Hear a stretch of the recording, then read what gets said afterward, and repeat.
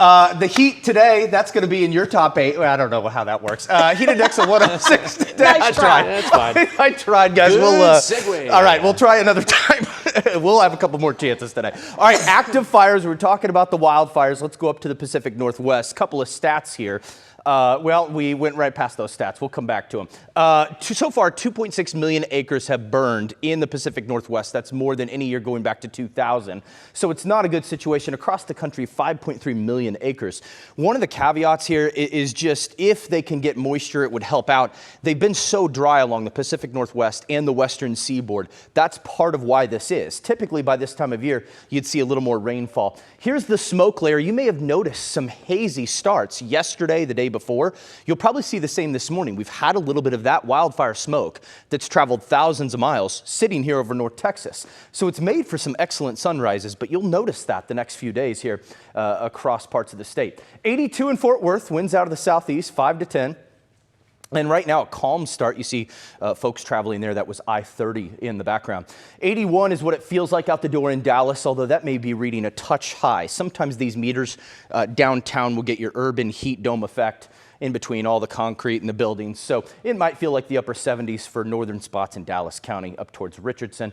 Plano, Allen, McKinney, Fairview feel like the 70s. Feels like the lower 80s up towards Denton, Decatur, Jack County. Bowie, you're at 80 right now too.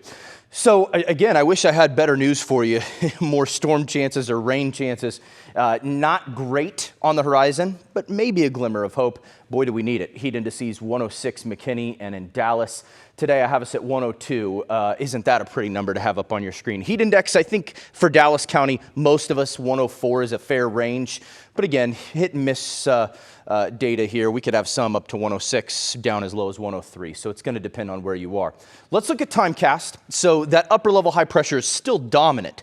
It's up at the upper levels. But beneath that, if we get enough of a lull or a weakness, we could see activity squeeze out. We have two providers here of any chance of rain or a storm. First, your Gulf sea breeze every afternoon. Now, the best bet is going to be southeast, closer to Houston, Bryan College Station. But then each morning, we may have residual activity from the southern plains crossing through Oklahoma. These will weaken, and I think this is way too optimistic for Friday, but if we get some activity making it in from Oklahoma, maybe clipping our northeastern counties, and there, it's a little more optimistic there, even the European model. So here's where I have things for late week.